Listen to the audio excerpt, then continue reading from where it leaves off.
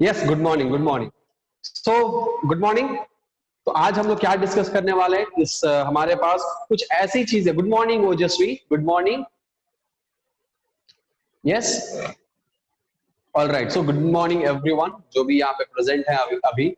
तो जैसे सब लोग जुड़ते जाएंगे हम लोग क्लास को स्टार्ट कर देंगे, है ना। तो आज क्या पढ़ने वाले हैं? तो बेसिकली हम लोग आज गुड मॉर्निंग मोहम्मद शमशद, शमशाद या शमशद, जैसे भी प्रोनाउंस करते हैं आप, ठीक है। तो देखिए, हाँ, एक ही नाम के कई सारे प्रोनाउंसिएशन हो सकते हैं। कुछ लोग हमारे ही नाम को कुछ लोग तरुण कहते हैं, कुछ लोग दरुण कहते हैं।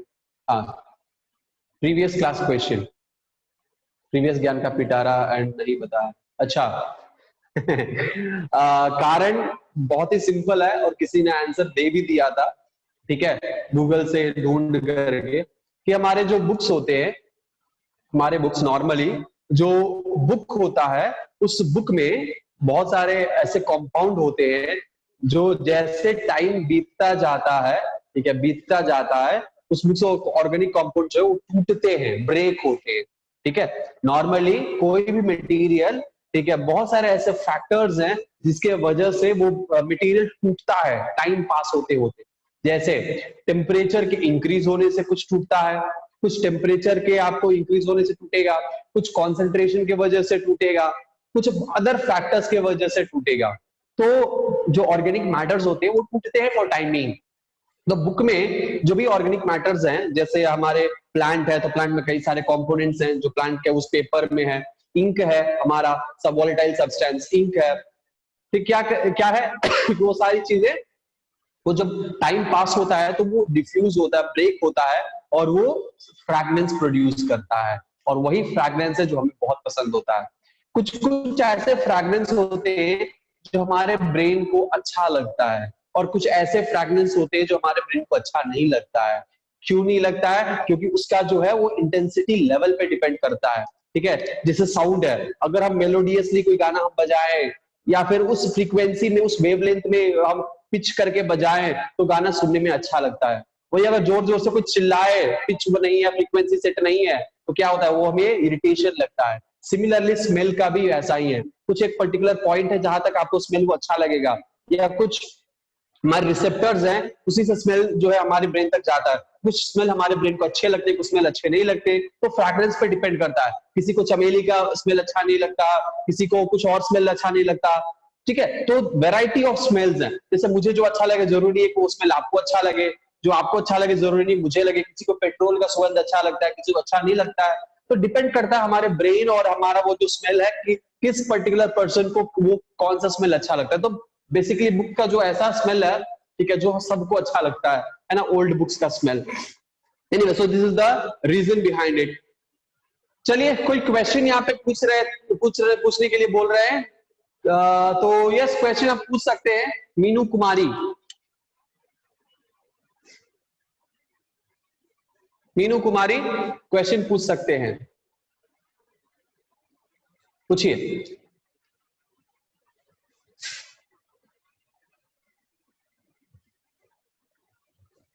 Bio members, okay. कहां पे सुना ये आपने, ये वर्ड बायो मेंबर कहां पे सुन लिया? बायो मेम्ब्रेन, वही तो, बायो मेंबर्स कहां से आ गया? ठीक है, बायो मेम्ब्रेन, बायोलॉजिकल मेम्ब्रेन, ठीक है, सेम है जैसे हमारे सेल का जो मेम्ब्रेन है, ठीक है, हम उसको बायोलॉजिकल मेम्ब्रेन कह सकते हैं। आउटर कवरिंग को हम बायोलॉजिकल मेम्ब्रेन कह सकते हैं। जैसे बायोलॉजी में सेल आते हैं, ह्यूमन सेल हो, प्लांट सेल हो, बायोलॉजिकल मेम्ब्रेन ही है, ठीक है। तो उसको हम बायोलॉजिकल मेम्ब्रेन कह सकते हैं या बायो मेम्ब्रेन कह सकते हैं, ठीक है। जैसे यहाँ पे आता है हमारा जो प्लाज्मा मेम्ब्रेन है, ठीक है, मेम्ब्रेन जेनेसिस इसको कहेंगे, या मेम्ब्रेन बायोजेनेसिस हम इसको कहेंगे, मतलब मेम्ब्रेन का प्रोडक्शन। सो प्लाज्मा मेम्ब्रेन या जो आउटर मेम्ब्रेन है, चाहे वो प्लांट सेल हो, एनिमल सेल हो, किसी भी सेल, किसी भी और लिविंग ऑर्गेनिज्म का हो, उसको हम बायो मेम्ब्रेन कह सकते हैं, ठीक है। चलो, तो आज क्या है, आज के इस ज्ञान के पिटारे में कौन सा क्वेश्चन है? तो इसमें आज क्वेश्चन हम सिंपल सा पूछने वाले। बिल्कुल बिल्कुल बिल्कुल, सान्या पंचर, बिल्कुल सही बात है, सही है, एकदम सही है। ठीक है, निधि कुमारी, गुड मॉर्निंग। तो हम आज इस ज्ञान के पिटारे में क्या पढ़ने वाले, क्या जानने वाले हैं? बहुत ही इंपॉर्टेंट चीज है जो आपके 11th के ह्यूमन फिजियोलॉजी में काम करेगा। ठीक है, एक छोटा सा क्वेश्चन है और ये क्वेश्चन नीट के एग्जाम में भी पूछा गया है। ठीक है, और हम किसको ही नहीं जानता, डे टू डे लाइफ में वो होता है हमारे साथ, लेकिन वो कोई जानता नहीं है इसके बारे में। जब बायोलॉजी पढ़ता है और अच्छे से जो पढ़ता है उसी को पता हो। यूरिन, यूरिन स्मेल क्यों करता है? ठीक है, स्टूल, स्टूल स्मेल क्यों करता है? ठीक है, तो आज हम लोग यूरिन के बारे में पढ़िए, आज यूरिन के बारे में हम बताएंगे। ठीक है, आप ये सोचिएगा, क्लास के एंड में बताइएगा। ठीक है, क्लास के एंड में हमें बताइएगा कि यूरिन का स्मेल क्यों होता है। ठीक है, good morning Bharti, good morning. चलिए, तो और देखिए, जो हमारे अंदर क्या होता है, हमारे अंदर एक कॉन्फिडेंस होता है और एक ओवर कॉन्फिडेंस होता है। ठीक है, हमें इस दोनों के बीच में बैलेंस बना के चलना चाहिए। किसके बीच में? कॉन्फिडेंस का और ओवर कॉन्फिडेंस के बीच में बैलेंस बनाना चाहिए। अगर आप लोग इस दोनों के बीच में बैलेंस बनाना सीख गए, इसका मतलब ये है कि आप अपना रास्ता सही चुन लिए। लेकिन नहीं, अगर आपने ये बैलेंस नहीं बनाया, आपका लाइफ बहुत ही मतलब ट्रैजिक सिचुएशन में जा सकता है। देखिए, जैसे कि कोई क्वेश्चन आपके सामने आता है, ठीक है, और उस क्वेश्चन को आप ऑलरेडी सॉल्व किए हो, ठीक है, और आप कहते हो कि मुझे ये क्वेश्चन आता है, कॉन्फिडेंस है। ठीक है, अरे ये क्वेश्चन गलत हो ही नहीं सकता है, टिक टिक टिक मार के चले जाएं। ठीक है, ओवर कॉन्फिडेंस में वो सेम चीज आप गलत ऑप्शन कर सकते हो। ठीक है, हो सकता है कि आपने क्वेश्चन देखा हो लेकिन उसमें थोड़ा सा ट्विस्ट हो या ऑप्शन में ट्विस्ट हो। ठीक है, ये सब चीजें आप ध्यान नहीं देते, अरे ये क्वेश्चन तो आपने 100 बार बनाया है, मार दिया टिक, इसका ऑप्शन तो ये होगा, मार दिया टिक, लेकिन ये गलत हो सकता है। ठीक है, आप चाहे वो कोई भी क्वेश्चन हो, आपने भले कितनी बार क्वेश्चन किया हो, लेकिन बिना पढ़े किसी क्वेश्चन का और किसी ऑप्शन को बिना पढ़े अगर आप वहां पे टिक लगाते हैं या ऑप्शन चूज करते हैं, कि हो सकता है कि आपकी इस ओवर कॉन्फिडेंस के वजह से आपका 5 नंबर कट जाए। अगर आप नहीं करते, सोच समझ के डाल दे तो +4 आ सकता है, नहीं तो आपको 5 नंबर जा सकते हैं। ठीक है, तो इसीलिए हमें ये कॉन्फिडेंट रहना है। ठीक है, लेकिन अपने अंदर कुछ चीजें ऐसी है जो कि आदत बना लेना है। क्या आदत बना लेना है? कि क्वेश्चन प्रैक्टिस करना है रोज, और जब भी क्वेश्चन आए तो पहले क्वेश्चन को अच्छे से पढ़िए, क्योंकि बहुत ही पहुंचे हुए किसी इंसान ने कहा था कि हमारे जो क्वेश्चन होते हैं उसी में क्वेश्चन का आंसर छिपा होता है। ठीक है, क्वेश्चन के अंदर ही क्वेश्चन का आंसर छिपा हुआ रहता है, बस उसको परखने का हुनर चाहिए। तो उस परखने का हुनर आप लोगों को लाना है, इसीलिए क्वेश्चन को अच्छे से पढ़ना है और सोच भूल जाना है कि हमें ऑप्शन भी मिलने वाला है। सिर्फ हमें ये सोचना है कि हमें सिर्फ क्वेश्चन मिलेगा, फिल इन द ब्लैंक्स है, और वो हमें आंसर निकालना है। ऑप्शन को पहले देखना ही नहीं है, पहले सिर्फ क्वेश्चन को पढ़ना है। एक बार पढ़ो, 2 बार पढ़ो, 3 बार पढ़ो, अच्छे से क्वेश्चन को समझ लो। बायोलॉजी में तो टाइम ही टाइम है भाई, कैलकुलेशन तो करना नहीं है, तो अच्छे से क्वेश्चन को समझ लो। मैक्सिमम आपको 30 सेकंड लेना है एक क्वेश्चन को, 30 सेकंड सॉल्व करने में लेना है आपके board I mean NEET exam में। उसके पहले आप जब प्रैक्टिस कर रहे हो 1 मिनट 1.5 मिनट तक जा सकते हो, लेकिन नीट के एग्जाम में आपको यही सोचना है कि 30 seconds should be the maximum, 30 seconds should be the maximum time for one question. ठीक है, और अगर मान के चलिए, बिल्कुल हम सेंड कर देंगे, कोई दिक्कत नहीं है। ठीक है, या फिर आपके अवंती का जो मॉड्यूल आपको मिलेगा, उस अवंती के मॉड्यूल में बहुत सारे क्वेश्चन है, आप उसको सॉल्व करिए। ठीक है, 30 सेकेंड्स आपको यूज करना है। 30 सेकेंड, कुछ कुछ ऐसे क्वेश्चन आएंगे जो आपको 5 सेकेंड से 10 सेकेंड के बीच में आपको आंसर मिल जाएंगे, तो इसमें से आपको 20 सेकेंड जो है वो बच गया। तो क्या कर सकते हैं, इस 20 सेकंड को किसी और क्वेश्चन में जो कि थोड़ा टफ हो, उसमें 70 सेकंड सॉरी 50 सेकंड तक जा सकते हैं। ठीक है, तो ये आपको कैलकुलेट करके चलना है कि प्रति क्वेश्चन मैक्सिमम 30 सेकंड ही टाइम लेना है। ये नीट का इस टाइमिंग के अकॉर्डिंग प्रैक्टिस करना है। तो 30 सेकंड हमारे पास, तो हम क्यों 2 सेकंड में टिक मार के निकल जाए क्वेश्चन पढ़ के, एक आधा अधूरा क्वेश्चन पढ़ के? नहीं, टाइम लो भाई, हमारे पास टाइम है, इनफ टाइम है, अच्छे से पढ़ो समझो और एक आंसर आपके दिमाग में आएगा। अब वो देखो कि वो आंसर इस ऑप्शन में है कि नहीं, उसके बाद टिक लगाओ। ठीक है, ये प्रैक्टिस करते रहिए, तभी जाके आपको अच्छा स्कोर आ सकता है, नहीं तो भाई मुश्किल है। ठीक है, तो सोच लीजिए ये सब क्या करना है, कैसे करना है, प्लानिंग करके करिए। चलिए आज शुरू करते हैं आज का टॉपिक। आज हम लोग क्या पढ़ने वाले हैं, तो आज हम लोग ऑस्मोसिस पढ़े थे। ठीक है, हम लोग आज ट्रांसपोर्टेशन का ही हम कंटिन्यू करने वाले हैं। ठीक, ऑस्मोसिस हम पढ़ चुके हैं, प्लाज्मोलाइसिस हम पढ़ चुके हैं, और आज हम लोग थोड़ा सा डिफ्यूजन के बारे में पढ़ेंगे।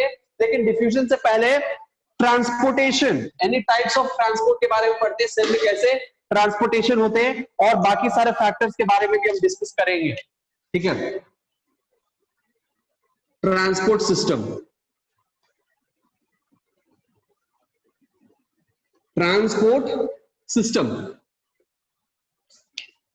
ठीक है, ट्रांसपोर्ट सिस्टम हमारे बॉडी में जो transport system, not only in our body, in plant body also there are two type of system. कौन कौन से सिस्टम है? एक है ट्रांसपोर्ट, एक है एक्टिव ट्रांसपोर्ट, और दूसरा है पैसिव ट्रांसपोर्ट। एक है एक्टिव ट्रांसपोर्ट और दूसरा है पैसिव ट्रांसपोर्ट। ठीक है, एक्टिव यानी इस टर्म से आप लोगों को कुछ अंदाजा लग गया होगा क्या है ये टर्म का मतलब। एक्टिव यानी बहुत ही एनर्जेटिक एक्टिव है ना, इसी से ये टर्म है। कुछ लोग समझते हैं ना कि इंग्लिश का जो टर्म है बायोलॉजी में कुछ और हो सकता है, सब एक जैसा ही है, बस उसको फंडामेंटल आप समझ लो, एसेंस। ठीक है, उसका एसेंस और फंडामेंटल समझ लो, सब सेम है, कोई डिफरेंस नहीं है, बहुत ही आसान है। ठीक है, एक्टिव का मतलब क्या होता है? इंग्लिश में एक्टिव का मतलब बहुत तीव्र, बहुत तेज। ऑफ कोर्स ये भी होता है, ये एक्टिव है, यानी ये ट्रांसपोर्ट बहुत फास्ट ट्रांसपोर्ट होता है। ठीक है, ये आप लिख सकते हैं यहाँ पे। और कोई अगर कहे कि नहीं आपका ये पॉइंट गलत है, तो फिर उसको आप दो सपेट या चमेट जो भी थप्पड़ लगा सकते हो। ठीक है, एक्टिव ट्रांसपोर्ट यानी ये फास्ट ट्रांसपोर्ट होता है, फास्ट ट्रांसपोर्ट, क्योंकि बहुत एक्टिव है और इसीलिए ये फास्ट ट्रांसपोर्ट है। मान के चलिए कि हम बैठे हैं, हम एक्टिव नहीं है। मतलब एक्टिव किसको कहते हैं? जो एक्टिव है यानी जो सुचारू रूप से चल रहा है, काम कर रहा है, वो एक्टिव उसको हम कहेंगे, दिस पर्सन इज एक्टिव। ठीक है, कंटिन्यूअसली स्पीड बहुत तेजी से काम कर रहा है, वो भी हम एक्टिव कहेंगे उसको। तो जब आदमी कोई काम करता है, ठीक है, कोई काम करता है या काम करेगा, तो उसमें क्या उसको लगेगा? एनर्जी का लॉस होगा, है कि नहीं? जो पर्सन काम करेगा एनर्जी का लॉस होगा। और जो पर्सन इनएक्टिव है यानी पासिव है, इनएक्टिव, तो जब वो इनएक्टिव है यानी सुस्त पड़ा हुआ है, बैठा हुआ है, तो क्या उसको ज्यादा एनर्जी की जरूरत पड़ेगी? ज्यादातर एनर्जी की जरूरत ही नहीं पड़ेगी, लेकिन हाँ कुछ मसल जो स्ट्रेच होंगे उसमें एनर्जी चाहिए। लेकिन ये यहाँ पे मान के चलते हैं हम कि एनर्जी यहाँ पे जीरो है, क्योंकि वर्क डन नहीं है, तो एनर्जी एक्सपेंडिचर नहीं किया है। ठीक है, और ये क्या है? इसने एनर्जी एक्सपेंडिचर किया है क्योंकि इसने वर्क किया है, फास्ट ट्रांसपोर्ट किया है, एक्टिव ट्रांसपोर्ट है, एक्टिव है, तो यहाँ पे काम किया है। सो हम ये इसमें याद रखने के लिए हम बता रहे हैं, याद रखने का बहुत ही सिंपल टेक्निक है ये। फास्ट ट्रांसपोर्ट एक्टिव है, सो एनर्जी एक्सपेंडिचर यहाँ पे हुआ है, एनर्जी एक्सपेंडिचर यहाँ पे हुआ है, यानी एनर्जी यहाँ पे यूटिलाइज हुआ है। सिमिलरली अगर यहाँ पे देखें तो ट्रांसपोर्ट ये भी करता है, लेकिन इसका सेम ऑपोजिट होता है। सेम क्या होता है? ऑपोजिट होता है, यानी ये ट्रांसपोर्ट जो है वो स्लो ट्रांसपोर्ट होता है, स्लो ट्रांसपोर्ट होता है। और क्योंकि ये ज्यादा उतना एक्टिव नहीं है, लेजी है, एक्टिव नहीं है, लेजी है, तो लेजी है इसीलिए बहुत ही ढीला ढाला है, सुस्त काम करता है, स्लो ट्रांसपोर्ट। तो जब सुस्त काम करेगा तो उसको ज्यादा एनर्जी क्या जरूरत है? तो एनर्जी एक्सपेंडिचर नहीं होगा, no energy requirement, no energy requirement. ठीक है, नो एनर्जी रिक्वायरमेंट। अरे बाप रे, अब यहाँ पे एनर्जी आया, तो एनर्जी क्या है? What is energy? तो यहाँ पे एनर्जी जो है वो एटीपी को हम एनर्जी कहते हैं, यहाँ पे एटीपी है ना। तो यहाँ पे एटीपी यूटिलाइजेशन होगा और यहाँ पे एटीपी यूटिलाइजेशन नहीं होगा। अब ये एटीपी क्या है भाई? एटीपी के बारे में समझते हैं। देखो, जो भी हम बोर्ड पे लिखेंगे, हर वर्ड का मतलब बोर्ड पे लिखा हुआ हर एक वर्ड जो बोलेंगे उसका हर एक वर्ड का मतलब आपको होना चाहिए, समझ में आना चाहिए। ठीक है, तभी जाके पूरी तरह से सब कुछ क्लियर हो पाएगा और इजी लगेगा आपको। ठीक है, हम कुछ बोले, ठीक है, कई सारे टर्म्स बोल के निकल जाएं और आपको लगे कि अरे इंग्लिश का कोई टर्म होगा, बोल के निकल गया, समझ में नहीं आएगा। ठीक है, हम यहाँ पे देखो, यहाँ पे जितने भी हैं, इंग्लिश क्या है? फॉरेन लैंग्वेज है। इंग्लिश क्या है? फॉरेन लैंग्वेज है। तो इंग्लिश में जब हम बोलते हैं, जरूरी नहीं है कि सबको समझ में आ जाए।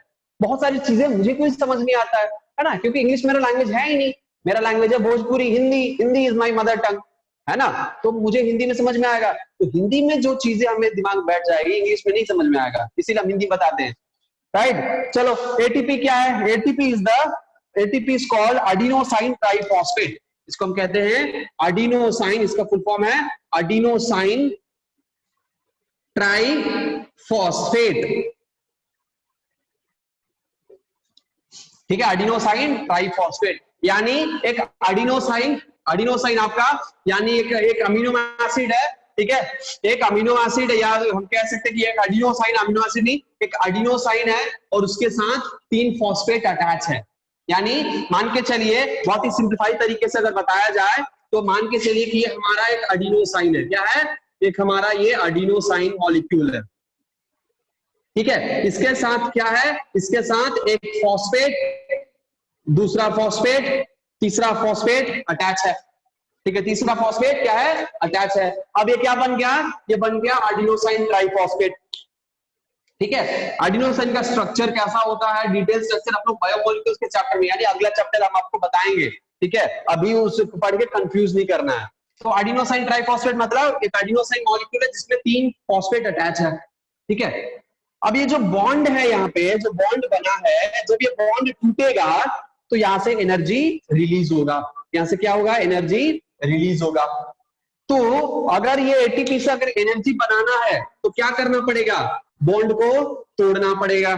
जब बॉन्ड को हम तोड़ेंगे तो क्या बनेगा? एडीपी, यानी एडिनोसाइन प्लस 2 फॉस्फेट है यहाँ पे, और हमने बॉन्ड यहाँ पे तोड़ा है। सो एडिनोस, और यहां से एनर्जी जो है वो रिलीज हुआ है। सो एडिनोसाइन 2 फॉस्फेट है, सो डाइफॉस्फेट एडीपी, इसके साथ एक फॉस्फेट है, तो यहाँ पे हमने डाला एक फॉस्फेट, ठीक है। ये आई का मतलब क्या? इनऑर्गेनिक, ठीक है, ये इनऑर्गेनिक फॉस्फेट है, ठीक है। सो एडिनोसाइन डाइफॉस्फेट के साथ एक फॉस्फेट टूट जाता है। सो एटीपी जब यहाँ पे एनर्जी रिलीज करेगा, ठीक है, यहां से क्या निकला है? यहां से निकला है आपका एनर्जी। तो जब एनर्जी रिलीज होता है एटीपी टूटकर, तो वहां पे क्या बनता है? एडीपी प्लस एक फॉस्फेट बनता है, ठीक है, तब जाके some amount of energy is released, some amount of energy is released. तो यहाँ पे एटीपी का क्या होगा? एक्सपेंडिचर होगा। यहाँ पे एक्टिव ट्रांसपोर्ट है, सो एटीपी का एक्सपेंडिचर हो रहा है। यहाँ पे कोई एक्सपेंडिचर नहीं हो रहा है, ये भी इसमें यहाँ पे एटीपी का कोई रिक्वायरमेंट नहीं है। समझ में आया? अब इस एक्टिव ट्रांसपोर्ट के बारे में और बताएं तो एक्टिव ट्रांसपोर्ट हमारे पास कौन कौन से ट्रांसपोर्ट एक्टिव ट्रांसपोर्ट हैं?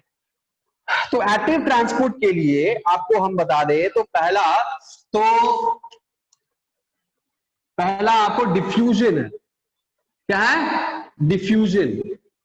और डिफ्यूजन नहीं, यहाँ पे जो एक्टिव ट्रांसपोर्ट है उस एक्टिव ट्रांसपोर्ट में आएगा एंडोसाइटोसिस, एक्सोसाइटोसिस, ठीक है, एक्सोसाइटोसिस। उसके बाद आपको यहाँ पे क्या आएंगे? एंडोसाइटोसिस, एक्सोसाइटोसिस, जिसको हम कॉमनली हम फैगोसाइटोसिस का भी एक प्रोसेस में ऐसा ही होता है तो ये कह सकते हैं।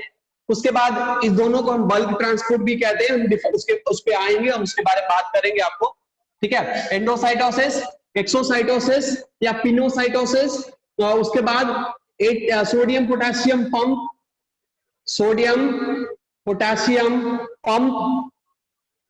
इसमें जो सोडियम पोटेशियम ट्रांसपोर्ट होता है उसमें भी एनर्जी का एक्सपेंडिचर यहाँ पे होता है। सो ये एक्टिव ट्रांसपोर्ट है, चाहे वो एंडोसाइटोसिस हो, एक्सोसाइटोसिस हो, सोडियम पोटेशियम का ट्रांसपोर्टेशन हो, पंप हो, या अकेले सोडियम पंप हो, सोडियम चैनल हो, या पोटेशियम पंप या पोटेशियम चैनल हो, तो वहां पे क्या करेगा? वहां पे ये एक्टिव ट्रांसपोर्ट करेगा। पैसिव ट्रांसपोर्ट क्या है? पैसिव ट्रांसपोर्ट में आप लिख सकते हो ऑस्मोसिस, डिफ्यूजन, ये सब लिख सकते हो। पैसिव ट्रांसपोर्ट में ऑस्मोसिस, डिफ्यूजन, उसके बाद डिफ्यूजन का भी एक सब टाइप है फैसिलिटेटेड डिफ्यूजन एक्सेट्रा। ये सब क्या है? ये पैसिव ट्रांसपोर्ट है, यानी इसमें कोई एनर्जी का एक्सपेंडिचर नहीं होने वाला है, ठीक है, एनर्जी एक्सपेंडिचर बिल्कुल नहीं होने वाला है। क्लियर है? कुछ दिक्कत है यहाँ पे, कुछ डाउट है आप लोगों को तो बताइए हमें।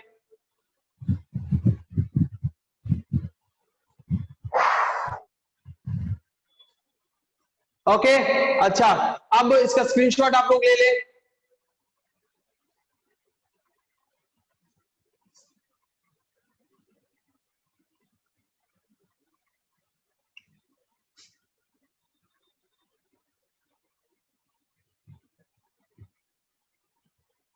और आप लोग अब क्या करें, अगर आपको समझ में आ गया तो आप लोग सिंपल सा काम करें, और वो काम क्या है, वो काम है टिक मार्क, है ना, जो हमेशा हम कहते हैं टिक मार्क कर दीजिए। जिसको समझ नहीं आया, जिस पॉइंट पे समझ नहीं आया, वो हमें लिखकर चैट बॉक्स में डाल दे क्रॉस करने के बाद, ठीक है।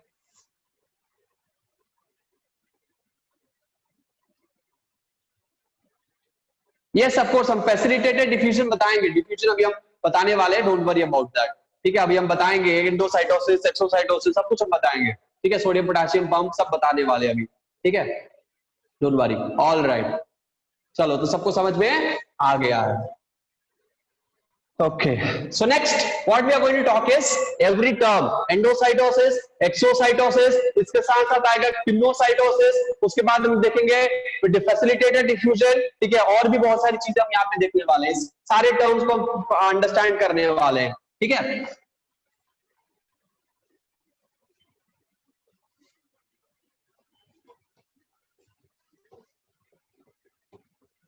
इसमें नया टर्म्स आएगा यूनिपोर्ट, सिम्पोर्ट, एंटीपोर्ट, ठीक है, सब हम देखेंगे। नाउ लेट्स अंडरस्टैंड, क्योंकि हमने ऑस्मोसिस देख लिया है, पैसिव ट्रांसपोर्ट हमने देख लिया, ऑस्मोसिस, डिफ्यूजन देख लिया है, एक टर्म रह गया था फैसिलिटेटेड डिफ्यूजन, हम उसको देख लेते हैं। फैसिलिटेटेड डिफ्यूजन,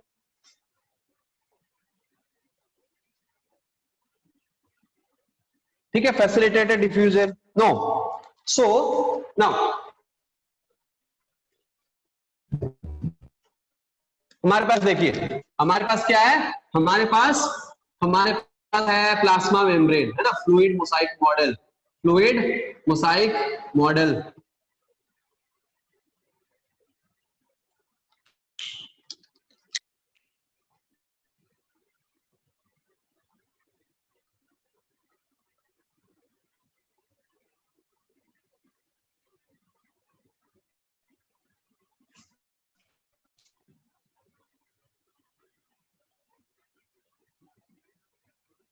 डायग्राम इतना खराब कैसे हो गया, इतना अच्छा डायग्राम तो मेरा हुआ,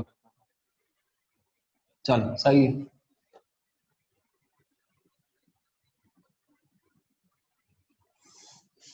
एनीवेज, बस डायग्राम ही बनता है किस लिए, ताकि बच्चों को अंडरस्टैंड हो जाए, आप लोगों को अंडरस्टैंड हो जाएगा, ये काफी है मेरे लिए और कोई यहाँ पे कॉन्टेस्ट नहीं छिड़ा हुआ है, राइट, चलो काफी है।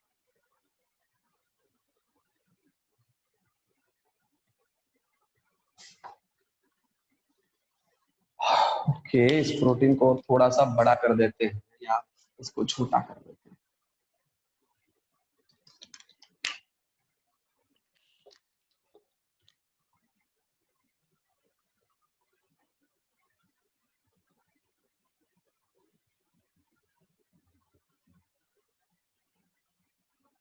ठीक है, एक फ्लूइड मोसाइक मॉडल है, या फिर हम कह सकते हैं एक प्लाज्मा मेम्ब्रेन का छोटा सा हिस्सा हमने बनाया।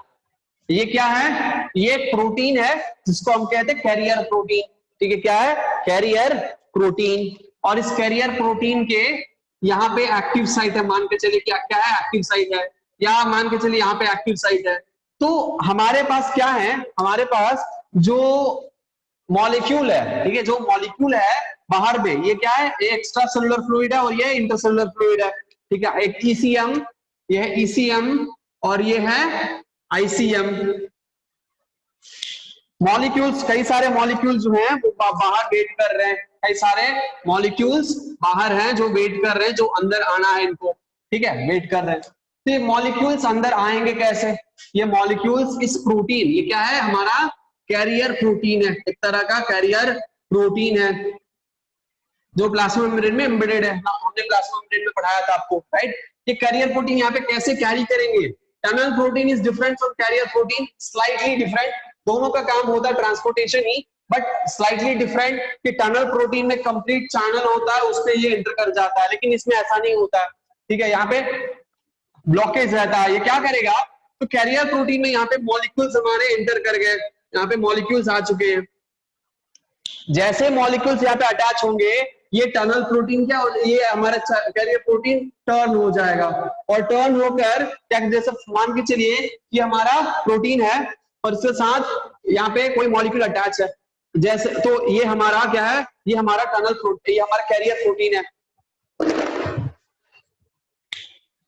ठीक है, ये हमारा क्या है, हमारा कैरियर प्रोटीन है, ठीक है, और इसके साथ ये मॉलिक्यूल आकर अटैच हो गया यहाँ पे, ठीक है, मॉलिक्यूल क्या हो गया, अटैच हो गया।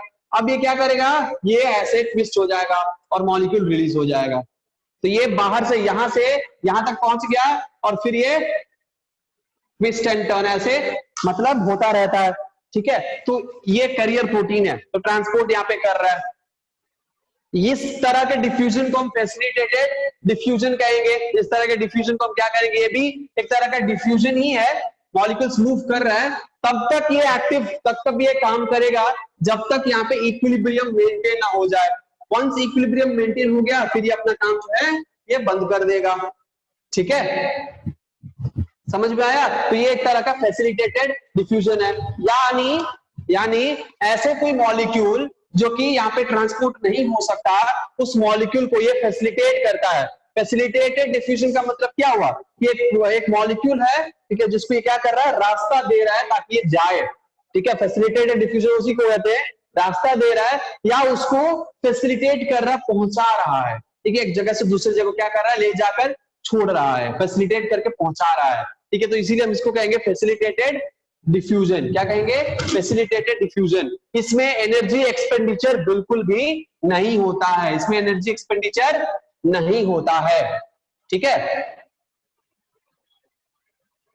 एनर्जी एक्सपेंडिचर यहाँ पे नहीं होता है। चलो, तो ये जो डिफ्यूजन होता है फैसिलिटेटेड डिफ्यूजन, वो कहां पे होते हैं ये सब डिफ्यूजन, तो फैसिलिटेटेड डिफ्यूजन नॉर्मली हर सेल में होगा, लेकिन मॉलिक्यूल्स लाइक आपको बहुत सारी चीजें हैं, जैसे बहुत सारे गैसेस हैं जो कि डिफ्यूजन के थ्रू, फैसिलिटेटेड डिफ्यूजन के थ्रू विदाउट एनी, जैसे फ्रक्टोज हो गया, फ्रक्टोज इज ट्रांसपोर्टेड,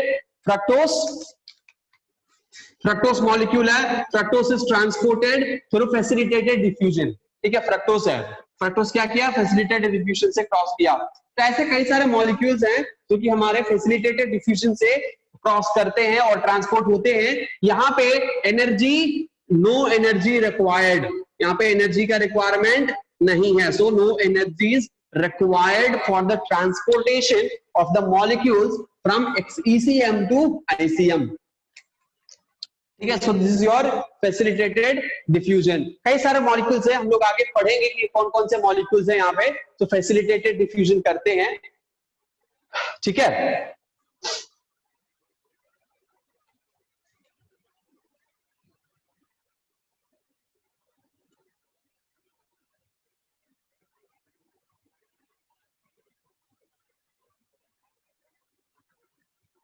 ऑलराइट, चलिए हो गया होगा, तो आई होप आप लोगों को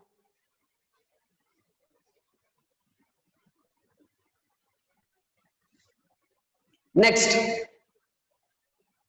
एंडोसाइटोसिस, नेक्स्ट क्या टर्म है, नेक्स्ट टर्म है एंडोसाइटोसिस।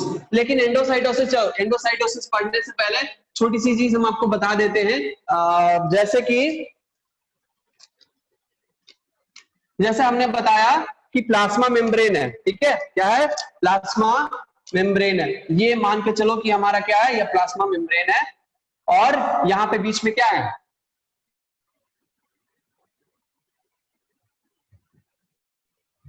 बीच में हमारे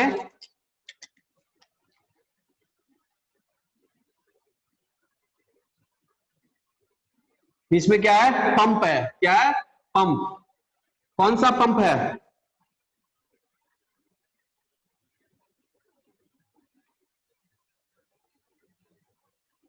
ये कौन सा पंप है, इसको हम कहेंगे sodium potassium pump, sodium potassium pump, ऐसे कंबाइंड पंप भी प्रेजेंट होते हैं हमारे पास, और हमारे पास क्या होते हैं, अलग अलग पंप भी होते हैं। फॉर एग्जांपल ये हो गया आपका सोडियम पंप, ये क्या है, ये हो गया आपका सोडियम पंप। हमारे पास पोटेशियम पंप भी प्रेजेंट होता है, क्या होता है, पोटेशियम पंप भी होता है। So this is separate potassium pump, right. तो ऐसे मेम्ब्रेन में कई सारे होते हैं, और जरूरी नहीं है कि हर सेल में ये सारा प्रेजेंट हो, डिपेंड करता है कि कौन सा सेल है, वहां पे किस तरह के एक्टिविटी होने वाले हैं। जैसे सोडियम पोटेशियम पंप है, तो सोडियम पोटेशियम पंप हमारे मसल सेल में होते हैं, ठीक है, हमारे क्या होते हैं, मसल सेल में प्रेजेंट होते हैं, मसल सेल, न्यूरॉन्स, ठीक है, न्यूरॉन्स, ठीक है, न्यूरॉन्स में होंगे, मसल सेल में होंगे, ऐसे कई सारे जगह पे होंगे। उसके बाद यहाँ पे आता है कैल्शियम चैनल, कैल्शियम ट्रांसपोर्ट, ठीक है, कैल्शियम का ट्रांसपोर्ट कैसे होता है, तो वो भी हमारे क्या होता है, मसल सेल में होता है, या फिर हम कह सकते हैं सार्कोप्लाज्म में होता है कैल्शियम पंप, सार्कोप्लाज्म में होता है कैल्शियम चैनल या कैल्शियम पंप, ठीक है। उसके बाद ये आपको न्यूरॉन्स में भी होगा, न्यूरॉन्स में सेम आपको कैल्शियम पंप यहाँ पे भी प्रेजेंट होंगे, ठीक है। ये क्या करता है, तो मान के चलिए कि हमारे पास एक्टिव ट्रांसपोर्ट, हमने कहा एक्टिव ट्रांसपोर्ट, यानी एक्टिव ट्रांसपोर्ट में एनर्जी का यूज हो रहा है। सो ऐसे मॉलिक्यूल जैसे सोडियम पोटेशियम है, सोडियम पोटेशियम पंप, इसमें एनर्जी का यूटिलाइजेशन होता है, तो ये सोडियम पोटेशियम पंप में एक्टिव ट्रांसपोर्ट है। कैसे, तो यहां पे क्या है, बाहर में या अंदर से ये इंटरसेलुलर मैट्रिक्स है, ठीक है, ये क्या है, आईसीएम, और ये है ईसीएम। आईसीएम में से सोडियम को, आईसीएम से 3 मॉलिक्यूल ऑफ सोडियम को क्या करेगा, 3 मॉलिक्यूल्स ऑफ सोडियम, ये आपको बाहर फेंका जाएगा, 3 सोडियम बाहर फेंका जाएगा इस पंप से, और बाहर से 2 पोटाशियम अंदर की तरफ आएगा, ठीक है, 2 पोटेशियम अंदर की तरफ आएंगे। सो कंटिन्यूअसली 3 पोटेशियम बाहर और 2 पोटेशियम अंदर, ये कंटिन्यूअसली एक्सचेंज होते रहते हैं, ठीक है। ये जब एक्सचेंज यहाँ पे होते हैं, यहाँ पे एटीपी यूटिलाइजेशन होता है, यानी एटीपी का एक्सपेंडिचर यहाँ पे होता है, और यहाँ एनर्जी लगता है, यानी एडीपी प्लस फॉस्फेट यहाँ पे ये टूटकर बनता है, और यहाँ पे एनर्जी एक्सपेंडिचर हो रहा है, ठीक है, एनर्जी एक्सपेंडिचर हो रहा है। सो इसको इस टाइप ऑफ, मतलब हमारे पास सोडियम पोटेशियम पंप है ना, सोडियम पोटेशियम पंप है, तो मान के चलिए कि सोडियम क्या हो रहा है, 3 सोडियम बाहर फेंका जा रहा है और 2 सोडियम अंदर आ रहा है। तो बाहर में जब 3 सोडियम जा रहा है और अंदर में 2 पोटेशियम आ रहा है, और अंदर में क्या हो रहा है, अंदर में हमारे जो मेम्ब्रेन होते हैं, यहाँ पे क्या होंगे, अंदर का जो मेम्ब्रेन है वो नेगेटिवली चार्ज होंगे, क्या होंगे, नेगेटिवली चार्ज हो जाएंगे, और बाहर के पॉजिटिवली चार्ज हो जाएंगे। सोडियम कंटिन्यूअसली बाहर जा रहा है, सो क्या हो जाएगा, पॉजिटिवली चार्ज हो जाएगा, है ना। तो इसको हम क्या कहते हैं, इसको हम कहते हैं इलेक्ट्रोपॉजिटिव, और इसको हम कहेंगे इलेक्ट्रोनेगेटिव। सो मेम्ब्रेन के इनसाइड में क्या होगा, इलेक्ट्रोनेगेटिव मेम्ब्रेन होगा, और इनसाइड मेम्ब्रेन के बाहर में इलेक्ट्रोपॉजिटिव होगा। So this is electropositive in nature. The outside the membrane क्या होंगे, मेम्ब्रेन जो आउटसाइड में है, आउटर लेयर वो पॉजिटिवली चार्ज होंगे, जो इनर मेम्ब्रेन है वो नेगेटिवली चार्ज होंगे। सो इसको कहेंगे इलेक्ट्रोनेगेटिव, हम इसको कहेंगे इलेक्ट्रोनेगेटिव, और हम इसको कहेंगे इलेक्ट्रोपॉजिटिव, ठीक है। तो क्या हो रहा है, यहाँ पे 3 सोडियम मॉलिक्यूल बाहर फेंका जा रहा है और 2 सोडियम मॉलिक्यूल अंदर आ रहे हैं, ठीक है, 3 बाहर जा रहा है, 2 अंदर आ रहा है। जब 3 बाहर जाएगा, जहां पे इलेक्ट्रोपॉजिटिव हुआ, और 2 अंदर आया, तो ये अंदर और बाहर ट्रांसपोर्टेशन होने के लिए हमें किस चीज की जरूरत पड़ेगी, एटीपी की जरूरत पड़ेगी। यानी यहाँ पे एटीपी लगेगा, एटीपी टूटेगा, एनर्जी रिलीज होगा, और वो एनर्जी यहाँ पे यूटिलाइज हो जाएगा, वो एनर्जी यहाँ पे यूटिलाइज हो जाएगा। सो एटीपी टूटा, एडीपी प्लस इनऑर्गेनिक फॉस्फेट यहाँ पे बने, और एनर्जी यहाँ पे यूटिलाइजेशन हो गए। So electropositive, electronegative, energy utilization, 3 sodium बाहर, 2 फॉस्फेट मॉलिक्यूल अंदर, ठीक है।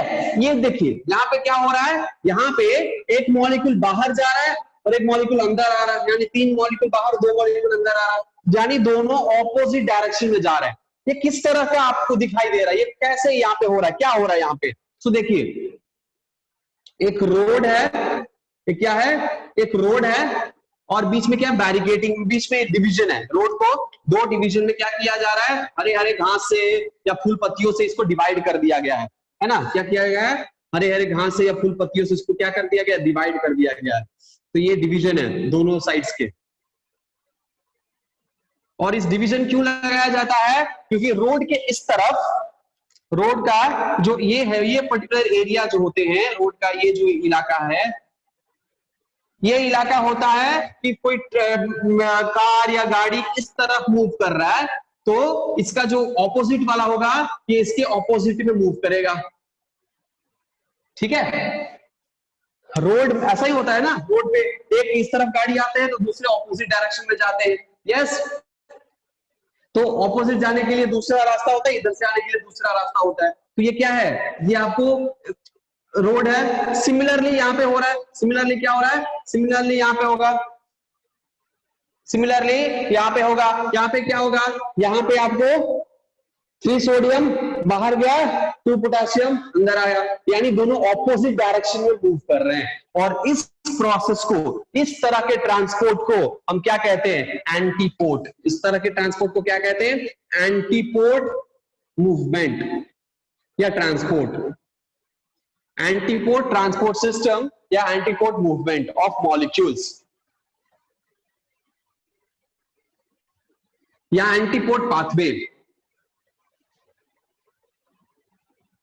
ठीक है, antipode movement of molecules, antipode system, antipode system, antipode transport, antipode movement. ये कैसे भी, पोर्ट मतलब साइड कह सकते हैं कि हमारा पोर्ट मतलब बंदरगाह होता है। ठीक है, तो एंटीपोड ऑपोजिट डायरेक्शन में जब ये मूव कर रहा है हम इसको एंटीपोड कहेंगे। ठीक है, क्या कहेंगे, एंटीपोड कहेंगे। अब देखो यहाँ पे क्या है, सोडियम पंप है, मान के चलो सोडियम पंप क्या होगा, सोडियम पंप है तो सोडियम पंप क्या करेंगे, जब यहाँ पे कोई इंपल्स आएगा तो सोडियम पंप हो सकता है कि बाहर से सोडियम अंदर की तरफ आए। ठीक है, बाहर से सोडियम अंदर की तरफ आए, या अगर जाना होगा तो अंदर से सोडियम बाहर की तरफ जाएगा। यानी अगर आना है तो एक मॉलिक्यूल अंदर आएगा, जाना है तो एक मॉलिक्यूल बाहर जाएगा, मतलब सिर्फ एक डायरेक्शन में मूव करेगा। सोडियम यहाँ पे क्या डायरेक्शन, किस डायरेक्शन मूव करेगा, एक ही मॉलिक्यूल है तो एक ही डायरेक्शन में मूव कर रहा है। हम इसको क्या कहेंगे, हम इसको कहेंगे यूनिपोर्ट। क्या कहेंगे, यूनिपोर्ट, यूनिपोर्ट मूवमेंट। क्या कहेंगे, यूनिपोर्ट मूवमेंट। पोटेशियम है तो मान के चलो पोटेशियम अंदर से बाहर की तरफ एंटर कर रहा है, ये यूनिपोर्ट है। ये भी क्या है, ये भी है, यूनिपोर्ट है। राइट, तो इसमें एनर्जी एक्सपेंडिचर हो रहा है। यस, इसमें एनर्जी का एक्सपेंडिचर हो रहा है। ठीक है, एनर्जी का एक्सपेंडिचर हो रहा है। और इस तरह के, तो एनर्जी का एक्सपेंडिचर हो रहा है मतलब ये फिर कौन सा ट्रांसपोर्ट हो रहा है, ध्यान से सुनिए, बहुत इंपॉर्टेंट है। यहाँ पे एनर्जी का यूटिलाइजेशन हो रहा है, विच मीन्स यहाँ पे कौन सा ट्रांसपोर्ट हो रहा है, यहाँ पे ट्रांसपोर्ट हो रहा है आपका active. Yes, very good Vaishnavi, यहाँ पे कौन सा ट्रांसपोर्ट हो रहा है, यहाँ पे हो रहा है एक्टिव ट्रांसपोर्ट, यानी एनर्जी एक्सपेंडिचर।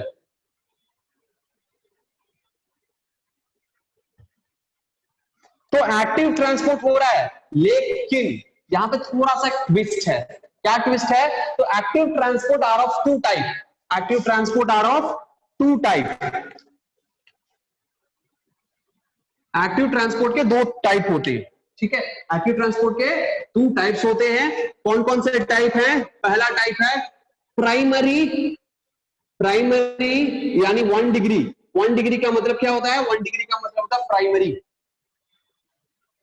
1 डिग्री का मतलब क्या होता है, primary. So primary active transport, primary active transport, और दूसरा यहां पे आएगा 2 डिग्री यानी सेकेंडरी एक्टिव ट्रांसपोर्ट।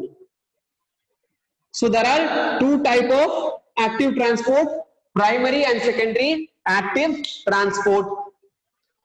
ये देखो यहां पे जनरली क्या हो रहा है, यहां पे आपको एनर्जी लग रहा है, इसमें सिर्फ इसको एनर्जी लग रहा है। सो ये है आपका प्राइमरी एक्टिव ट्रांसपोर्ट। क्या है? Primary active transport. या फिर कह सकते हैं कि यहाँ पे एनर्जी लग रहा है तो क्या है? ये प्राइमरी एक्टिव ट्रांसपोर्ट है। ठीक है, एक सिर्फ एक यहाँ पर सोडियम आ रहा है, सिर्फ यहाँ पे पोटेशियम जा रहा है, तो ये क्या है? Primary active transport.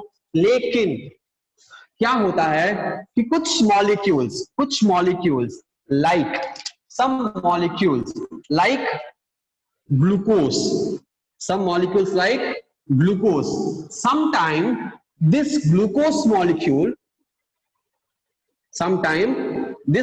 molecules move without the expenditure of energy, which means energy का एक्सपेंडिचर इसका नहीं होगा, लेकिन ये जो एनर्जी यहाँ पे एक्सपेंडिचर इसका हो रहा है, साथ ही साथ ये मॉलिक्यूल भी मूव कर जाएगा। यानी ध्यान से सुनिएगा, यहाँ पे 3 एटीपी बाहर जा रहा है और 2 एटीपी 2 पोटेशियम अंदर आ रहा है।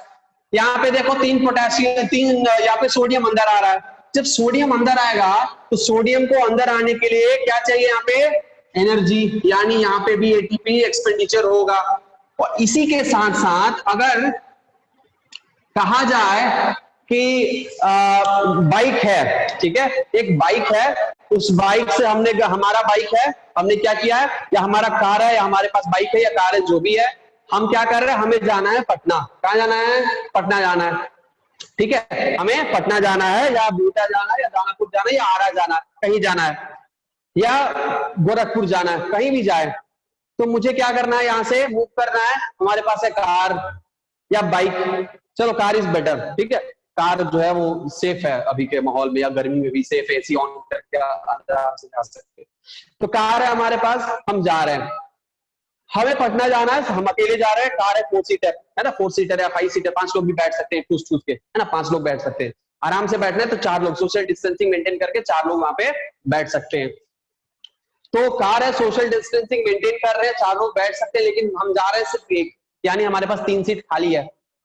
ठीक है, उस 3 सीट पे अगर हम जा रहे हैं, हम रास्ते में जा रहे हैं, अचानक से कौन मिल गया? कोई पैदल जा रहा है, ठीक है, कोई बूढ़ा आदमी है पैदल जा रहा है। ठीक है, हमने क्या किया? हमने वो लिफ्ट मांगा, हमसे लिफ्ट मांगा जाता है ना, लिफ्ट ऐसे मांगा जाता है, लिफ्ट दीजिए। ठीक है, उसने लिफ्ट मांगा, हमने रोक दिया गाड़ी, वृद्ध आदमी है अब, ठीक है, हमने रोक दिया गाड़ी, वो अंदर आ गया, अंदर बैठ गया, और हम पूछे कि कहाँ चलना है बाबा, कहाँ तक छोड़ दे? तो वो बाबा बोले कि मुझे पटना जाना है। अल्लाह, इनको भी पटना जाना है, मुझे भी पटना जाना है, चलिए हम छोड़ देते। पेट्रोल मेरा, कार मेरा, पैसा मेरा, जा कौन रहा है? वृद्ध भी जा रहे हैं, हम भी जा रहे हैं, साथ ही साथ वो बूढ़े बाबा भी जा रहे हैं। तो बूढ़े बाबा का एनर्जी लॉस हुआ, उनको एनर्जी या फिर उनको पेट्रोल या उनका कुछ लॉस हुआ नहीं हुआ। तो यहाँ पे ग्लूकोज भी क्या करता है? ऐसे ही चला जाता है। इसको को ट्रांसपोर्ट क्या कहते हैं? यहाँ पे कहते हैं एक्टिव ट्रांसपोर्ट का ही, इसको हम कहेंगे सेकेंडरी एक्टिव ट्रांसपोर्ट या फिर को ट्रांसपोर्ट। हम इसको क्या कहेंगे? को ट्रांसपोर्ट, यानी हमने साथ साथ लेकर चले गए, को ट्रांसपोर्ट। ठीक है, हम क्या कहेंगे इसको कहेंगे हम को ट्रांसपोर्ट। अब ये जो को ट्रांसपोर्ट है, यानी अब यहाँ पे हमारे ग्लूकोज मॉलिक्यूल भी अंदर एंटर कर जाएंगे, ग्लूकोज भी अंदर आ जाएंगे, बट एनर्जी जो एक्सपेंडिचर हुआ है वो सिर्फ एटीपी के पास हुआ है। यानी या फिर यहां से हम मान के चलो, यहाँ पे हम नहीं ला रहे हैं, यहाँ पे 2 मॉलिक्यूल ऑलरेडी आ रहे हैं, तो क्यों तीसरा को लाए? यहां से हम ला देते हैं। ठीक है, तो यहां से ग्लूकोज मॉलिक्यूल अंदर आ गया, है ना, ग्लूकोज क्या हो गया? अंदर आ गया। एनर्जी किसके लिए लगा? सोडियम के लिए लगा, कि सोडियम अंदर आना है तो एनर्जी एक्सपेंडिचर हो रहा है, साथ ही साथ अपने साथ ग्लूकोज को भी ये लेते आ गया। इसीलिए हम कहेंगे, इसको हम कहेंगे को ट्रांसपोर्ट, या इस टाइप ऑफ ट्रांसपोर्ट को कहेंगे सेकेंडरी ट्रांसपोर्ट। इस टाइप ऑफ ट्रांसपोर्ट को क्या कहेंगे? Secondary transport. समझ में आया कि नहीं आया? बोलो, जल्दी बोलो। ठीक है, समझ में आया? बूढ़े बाबा का यहाँ पे क्या लगा? एनर्जी लगा, न पैसा लगा, पेट्रोल लगा, नहीं लगा। ठीक है, ड्राइविंग किया उन्होंने, नहीं किया, ड्राइविंग मैं नहीं किया, है ना, तो मेरा एनर्जी लगा। तो एनर्जी जो पेट्रोल है, वो गाड़ी हो मेरे लिए था, लेकिन साथ ही साथ हमने बूढ़े बाबा को भी नैया पार लगा दिया। वैसे ही यहाँ पे एनर्जी जो था वो सोडियम के लिए था, सोडियम ने एनर्जी अपना तोड़ कर एनर्जी यूटिलाइज किया, साथ ही साथ हमारे ग्लूकोज का भी यहाँ पे नैया पार हो गया। इसको हम कहेंगे को ट्रांसपोर्ट या सेकेंडरी एक्टिव ट्रांसपोर्ट। समझ में आ गया? क्लियर है? डायग्राम बहुत बेहतरीन लग रहा है ना, कलरफुल डायग्राम लग रहा है, मजा आ गया, सच बता रहे हैं। आज का ये बेस्ट बोर्ड रहा है, ठीक है। इसका स्क्रीनशॉट ले लीजिए आप लोग, ठीक है। स्टेटस वगैरह लगाना है तो ऐसे ही डायग्राम कलरफुल बना देख के जलेंगे आपसे। नहीं नहीं वैष्णवी, हम आर्टिस्ट वगैरह नहीं है, ठीक है, हम आर्टिस्ट नहीं है, फिर भी अब कर लेते हैं।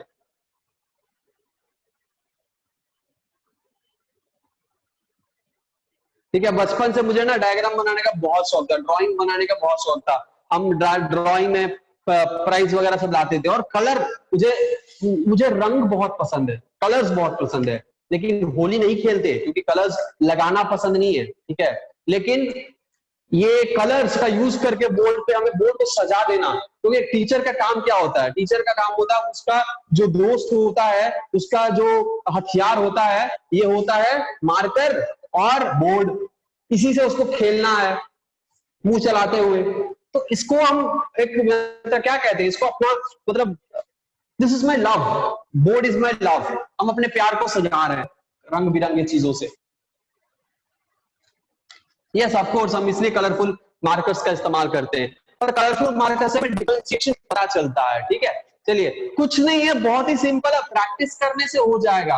अपना अपना खुद का डायग्राम बनाते जाओ, ऐसे ही झूठ मूठ का कुछ कुछ बनाते रहो, आदत हो जाएगा, प्रैक्टिस हो जाएगा, खुद से दिमाग में इमेजिनेटिव आइडियाज आने लगेंगे, ठीक है। कार्टून्स देखते देखते बहुत सारे आइडियाज आते। हम जो हमारा इम्यून सिस्टम है या बहुत सारे अदर ऐसे जैसे सिस्टम्स है, ह्यूमन फिजियोलॉजी है, जब हम ह्यूमन फिजियोलॉजी पढ़ाते हैं तो बहुत सारे डायग्राम्स वहां पे बॉल डॉल कोई आदमी को ऐसे हम बना बना के स्टोरी की तरह हम जो है बताते हैं, उससे चीजें जो क्लियर हो जाती है और मजा आता है पढ़ने में, बोरिंग नहीं लगता।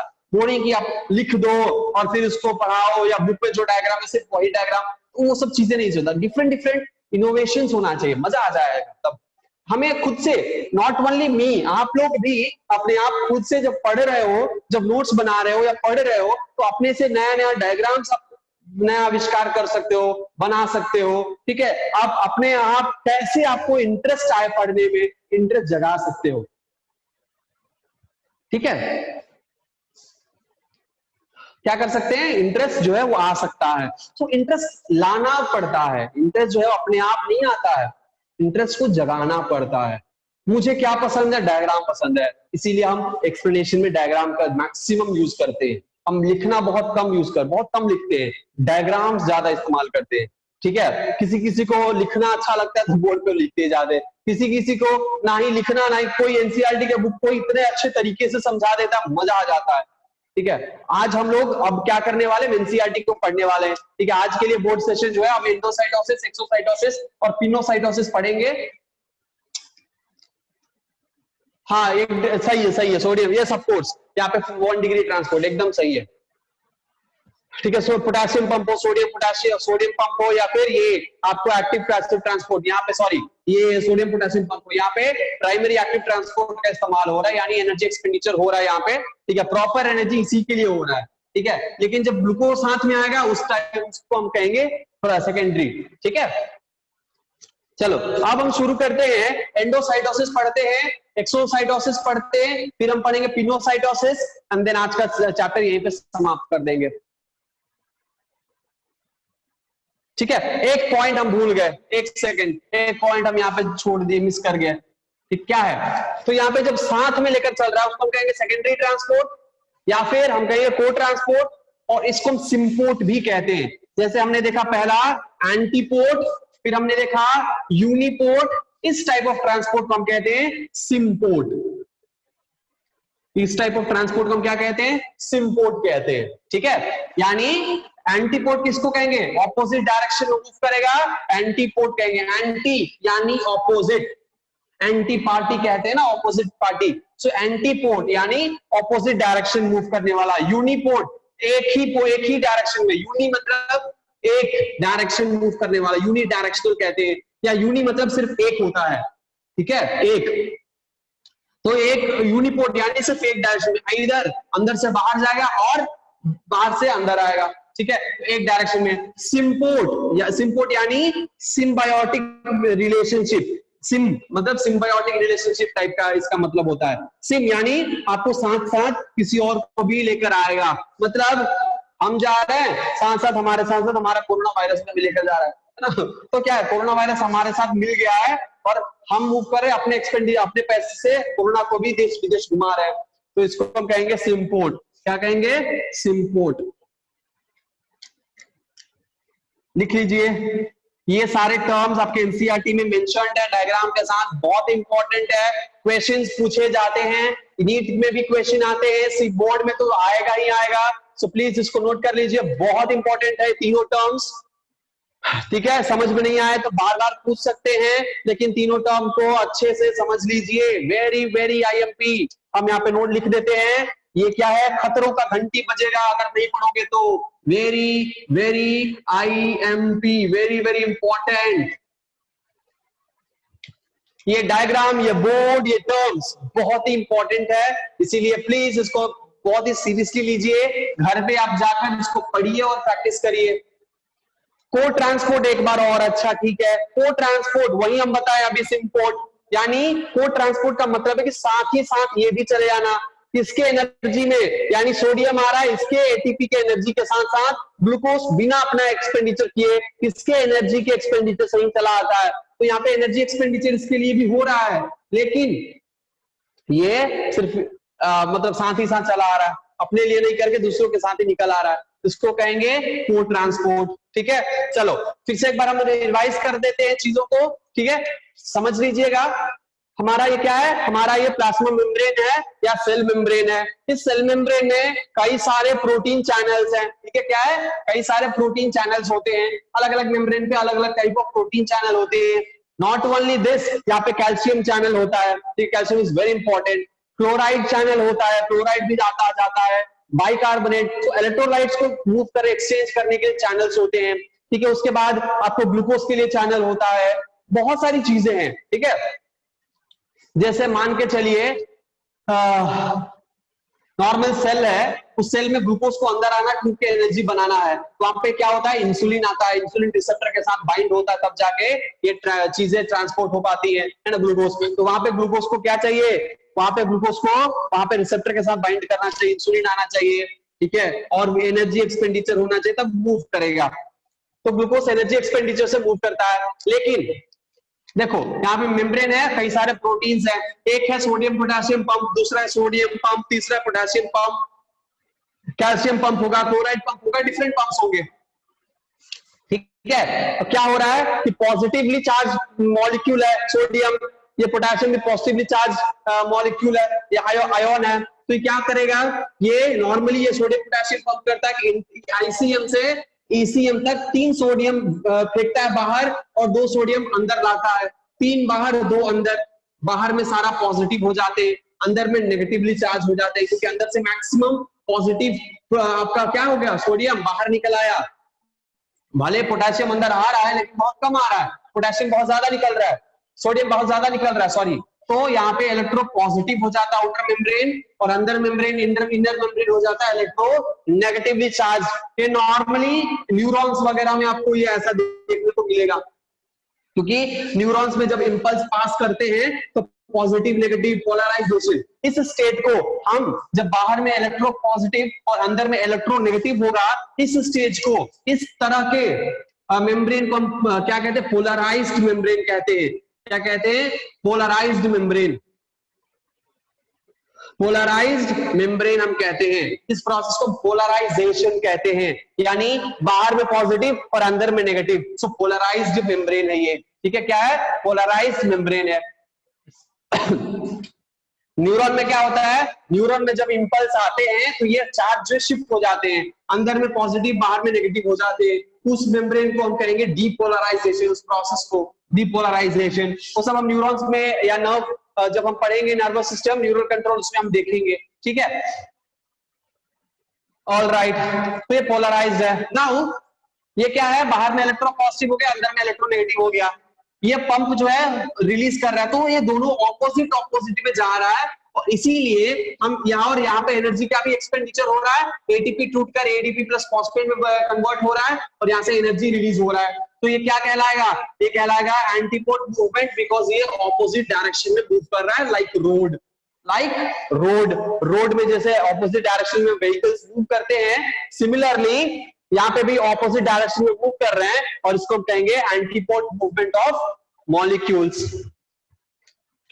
ठीक है, क्या कहेंगे, antipode movement of molecules, right. अब देखिए ये जो एंटीपोड मूवमेंट ऑफ मॉलिक्यूल्स है, मूवमेंट जो है एंटीपोड डायरेक्शन में मूव कर रहा है, इनको हम एंटीपोड कहेंगे। नाउ यहाँ पर सोडियम पंप भी है, पोटेशियम पंप भी है, ठीक है। सोडियम पंप क्या कर रहा है, इधर सुनिएगा, बाहर से सोडियम अंदर की तरफ भेजेगा और अंदर से सोडियम बाहर की तरफ भेजेगा, यानी ये कुछ भी कर सकता है, चाहे अंदर भी आ सकता है बाहर भी जा सकता है, लेकिन सिर्फ एक डायरेक्शन में मूव करेगा।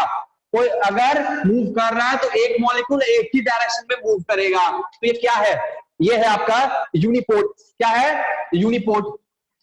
तीसरा क्या है, अगर मान के चलिए कि ये यूनिपोर्ट है, ये एंटीपोर्ट है, ठीक है, और इस सोडियम को आने के लिए एनर्जी की जरूरत है, और इस एनर्जी के साथ साथ कोई अदर मॉलिक्यूल भी उसी एनर्जी में आ जा रहा है, ट्रांसपोर्ट हो जा रहा है, हम उसको कहते हैं सिम्पोर्ट। उसको क्या कहते हैं, सिम्पोर्ट। ये जो मूवमेंट हो रहा है एनर्जी एक्सपेंडिचर से हो रहा है, और इसीलिए हम क्या कहेंगे, इसीलिए हम कहेंगे ये एक्टिव ट्रांसपोर्ट हो रहा है। इस एक्टिव ट्रांसपोर्ट को हम दो कैटेगरी में डिवाइड कर सकते हैं, primary active transport and secondary active transport. ये जो हमारा प्राइमरी एक्टिव ट्रांसपोर्ट है, इसमें क्या है कि एनर्जी यूटिलाइजेशन हो रहा है उसी मॉलिक्यूल के लिए जो मॉलिक्यूल मूव कर रहा है, उसको हम कहेंगे primary active transport. Secondary active transport हम फूड ट्रांसपोर्ट भी कहते हैं, यानी ये एनर्जी एक्सपेंडिचर हो रहा है सोडियम के लिए, लेकिन साथ ही साथ पोटेशियम भी आ जा रहा है, यानी सिम्पोर्ट मूवमेंट हो रहा है। इसको हम क्या कहेंगे, इसको हम कहेंगे सेकेंडरी एक्टिव ट्रांसपोर्ट या फूड ट्रांसपोर्ट, या फिर हम उसको कहेंगे सिम्पोर्ट।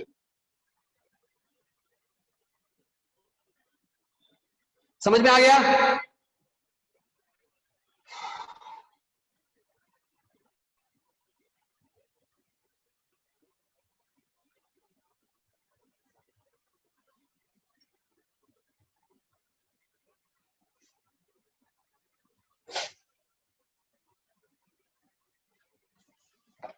चलिए आगे बढ़ते हैं और हम देखते हैं एंडोसाइटोसिस एंड एक्सोसाइटोसिस, साथ ही साथ पिनोसाइटोसिस को भी हम देख ही लेते हैं।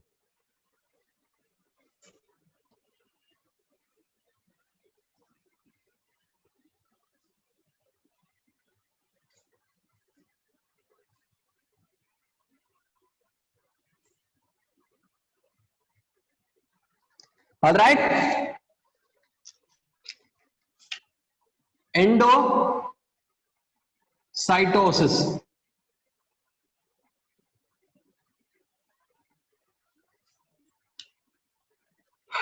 आज का होमवर्क आप लोगों को बता दे रहे हैं, अभी ये बोर्ड पे जो लिख रहा है उसको तो आपको करना ही है, लेक्चर नोट्स को कॉपी करना ही है, साथ ही साथ एनसीईआरटी के बुक का रीडिंग करना है।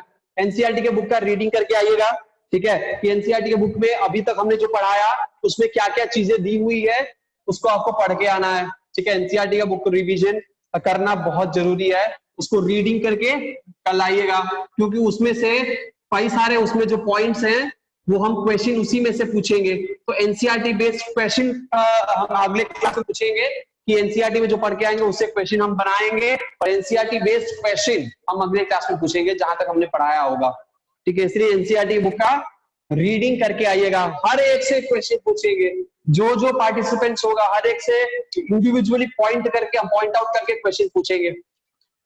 चलो, एंडोसाइटोसिस क्या है? तो एंडोसाइटोसिस, एंडो मींस अंदर, अंदर, और साइटोसिस का मतलब होता है सेल के अंदर, सेल के अंदर मूवमेंट होना, एंडोसाइटोसिस, ठीक है। यानी कोई मॉलिक्यूल बाहर है तो ये अंदर आ गया तो इसको कहेंगे एंडोसाइटोसिस, ठीक है। एंडोसाइटोसिस यानी सेल के अंदर एंटर कर गया। This endocytosis is divided into two type, two part, I mean this can be divided into two division, this can be divided into two division, one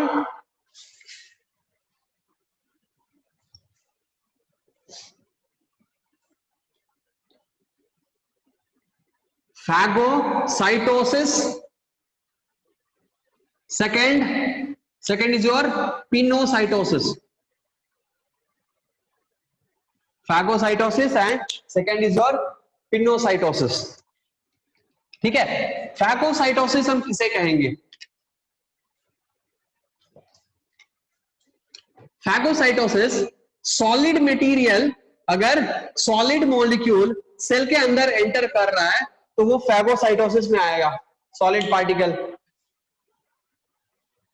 और ये फैगोसाइटोसिस प्रोसेस जो है हमारे बॉडी में कई सारी चीजें करते हैं, जैसे डेंड्राइटिक सेल, मैक्रोफेज सेल, उसके बाद अमीबा भी करता है, अमीबा, ठीक है, डब्ल्यूबीसी सेल्स सारे, ठीक है, ये सब डब्ल्यूबीसी सेल्स ही हैं, ये मैक्रोफेज सेल्स के एक तरह का डब्ल्यूबीसी सेल ही है, ठीक है। तो डब्ल्यूबीसी सेल्स, बहुत सारे सेल्स हैं जो करते हैं आपके फैगोसाइटोसिस, ठीक है। एक तरह का सेल हमने यहाँ पे लिख भी दिया है, macrophage cell. Macrophage is nothing but monocyte, ये मैक्रोफेज मोनोसाइट ही है हमारे डब्ल्यूबीसी के, मोनोसाइट जो आपके सेल के अंदर मतलब टिश्यू में जब आते हैं, ठीक है, इम्यून सिस्टम के बारे में जब हम बात कर पढ़ेंगे उसमें देखेंगे कि मोनोसाइट हमारे सेल के अंदर है, यानी ब्लड में ऐसे फ्लो कर रहा है, मोनोसाइट के रूप में है, ठीक है। अगर ये टिश्यू में आ जाता है और एंटीजेनिक प्रॉपर्टी के साथ कांटेक्ट करने लगता है तो ये क्या हो जाता है, मैक्रोफेज सेल में कन्वर्ट, यानी ये अमीबॉइड मूवमेंट करने लगता है और फैगोसाइटोसिस करने लगता है। अब इसको हम कहेंगे मैक्रोफेज, इसको हम क्या कहेंगे, इसको हम कहेंगे मैक्रोफेज, क्या कहेंगे, मैक्रोफेज सेल्स कहेंगे, ठीक है, मैक्रोफेज सेल्स। अब ये क्या करता है, फैगोसाइटोसिस, यानी फैगोसाइटोसिस कैसे करेंगे ये, हाउ,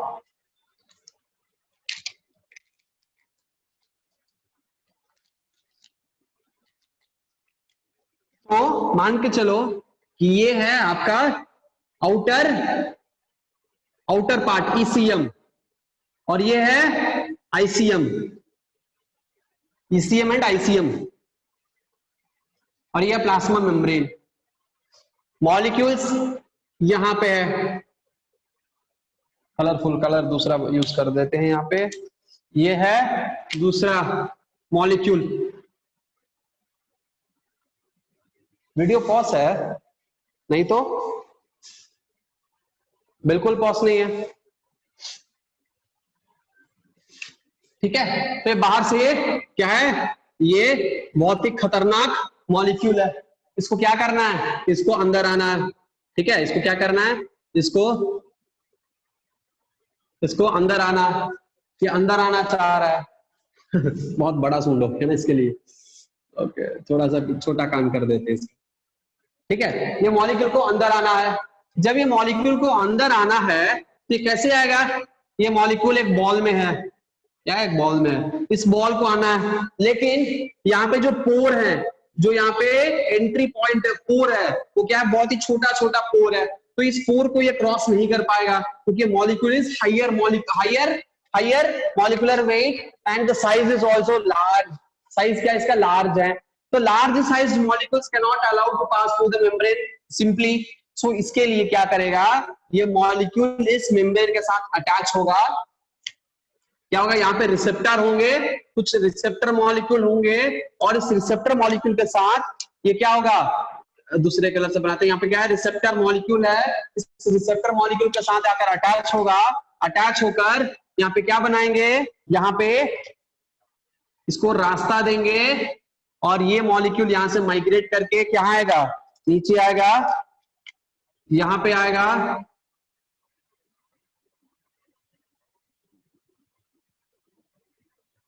ठीक है, यहां पे आ गया, ऑलराइट।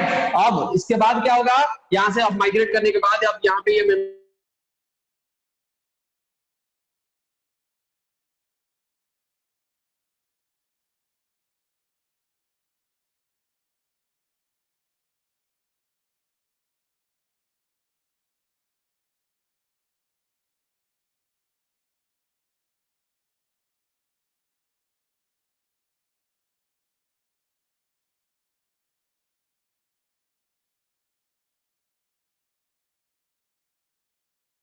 सॉलिड मटेरियल,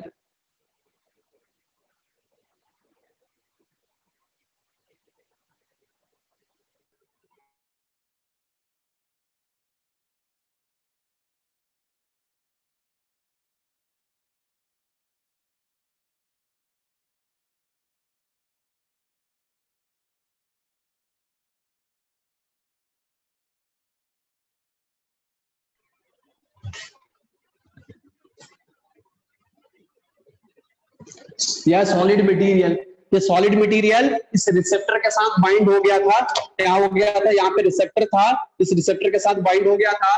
बाइंड होने के बाद ये जो प्लाज्मा मेम्ब्रेन है इसके आउटर चारों तरफ ये कवर हुआ और फिर ये अंदर रिलीज हो गया और ये बन गया हमारा फैगोसोम और ये मॉलिक्यूल अंदर आ गया। अब ये मॉलिक्यूल अंदर है, ठीक है, और ये अंदर आने के बाद ये तो एंडोसाइटोसिस हुआ, यानी जो सॉलिड पार्टिकल है ये हमारे सेल के अंदर एंटर कर चुके हैं। सो this is a process called phagocytosis. This is a process called phagocytosis.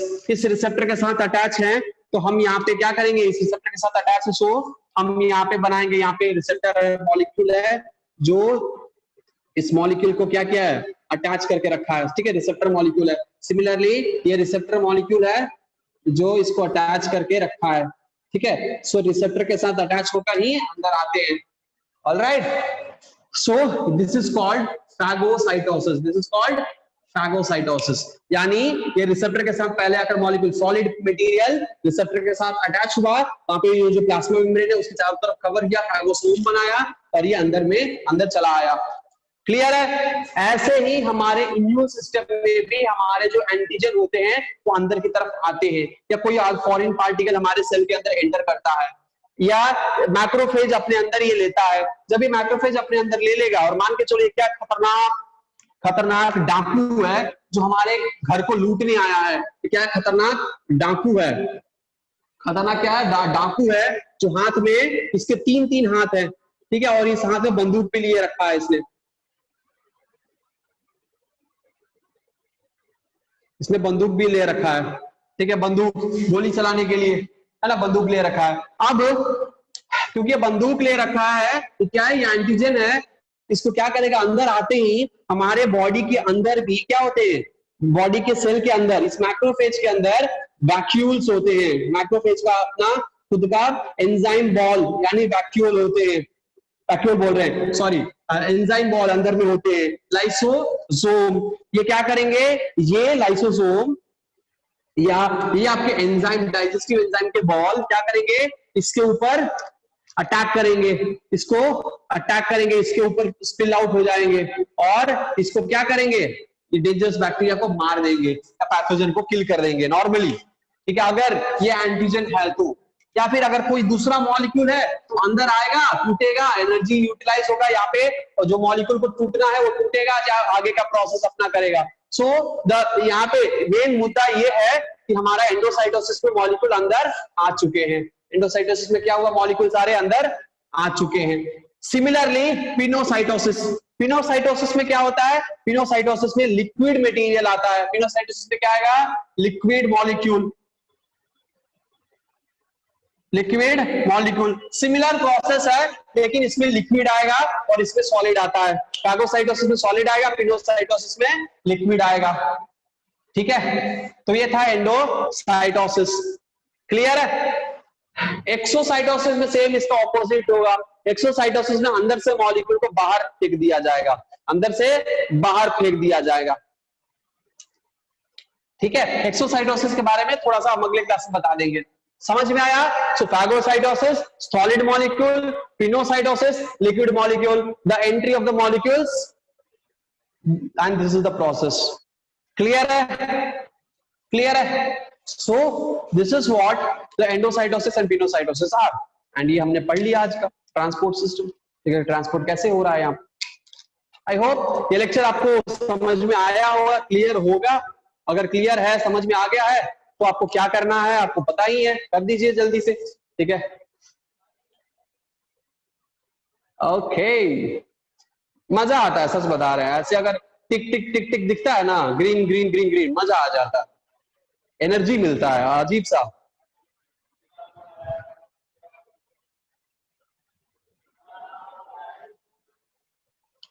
Monocyte, monocyte यहाँ पे मैक्रोफेज के जैसे, macrophage, monocyte is a WBC cell, ठीक है, which act as a macrophage cell when it enters into the tissue, and macrophage cell act as a phagocytotic cell which kills the bacteria or kills the pathogen which is entering into our body, ठीक है। Macrophage cell क्या करेगा, it kills the pathogen which is entering inside our body. So ये primary immune response का एक role play करता है, primary immune response, ठीक है। सो एंडोसाइटोसिस की बात करें, so there are two type of endocytosis, एक है फागोसाइटोसिस, दूसरा है पिनोसाइटोसिस।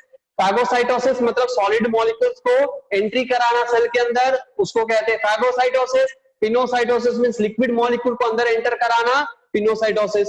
तो फागोसाइटोसिस में क्या होता है, जो मॉलिक्यूल बाहर आता है वो रिसेप्टर के साथ मेम्ब्रेन पे अटैच होता है, एक ऐसे बल्ज बनते हैं, ठीक है, अंदर में ऐसे बल्ज बनेंगे और फिर क्या होगा, मॉलिक्यूल इसके अंदर आते ही वो ब्रेक हो जाएंगे और एक बॉल बनाकर अंदर एंटर कर जाएंगे और उसको हम कहेंगे फैगोसोम, ठीक है। तो यही होता है फैगोसाइटोसिस। सिमिलर प्रोसेस है पिनोसाइटोसिस का, ठीक है। आई होप समझ में आ गया होगा।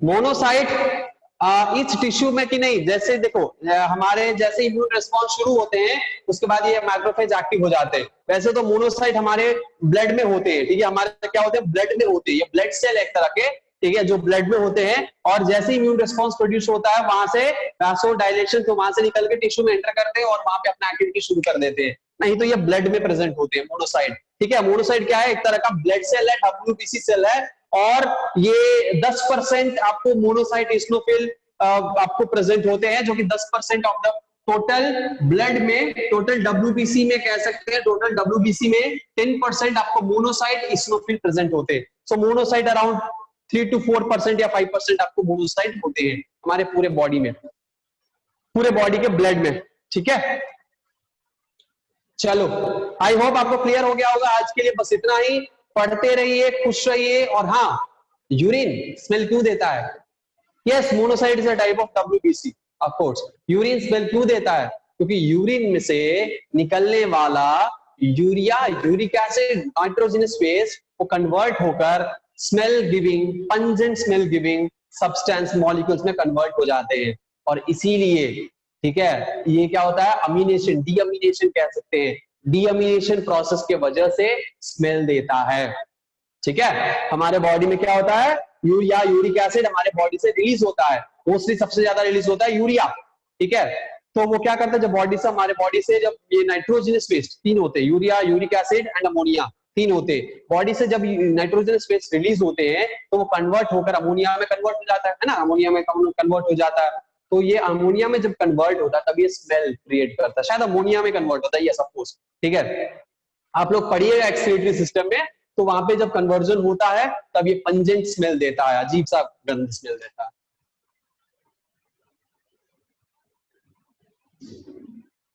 ठीक है, हमारे बॉडी से अमोनिया नहीं रिलीज होते हैं क्योंकि हम क्या है, हम यूरियोटेलिक एनिमल हैं, जो हम यूरिया रिलीज करते हैं, हम अमोनिया रिलीज नहीं करते हैं।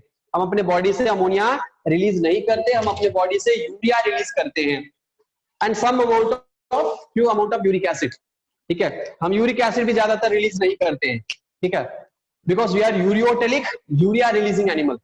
There are other animals also which is we call it as uric acid releasing, जो कि बर्ड्स होते हैं जो यूरिक एसिड रिलीज करते हैं, कई सारे एनिमल्स होते हैं जो अमोनिया रिलीज करते हैं, ठीक है। वो सब हम लोग डिटेल में डिस्कस करेंगे एक्सक्रीटरी सिस्टम में। आज के लिए बस इतना ही, आप लोग पढ़ते रहिए, खुश रहिए।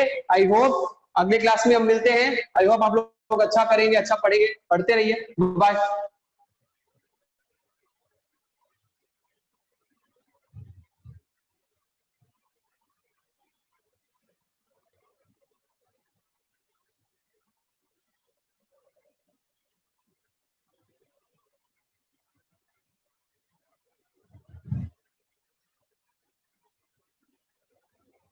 हाँ संज्ञा, यस।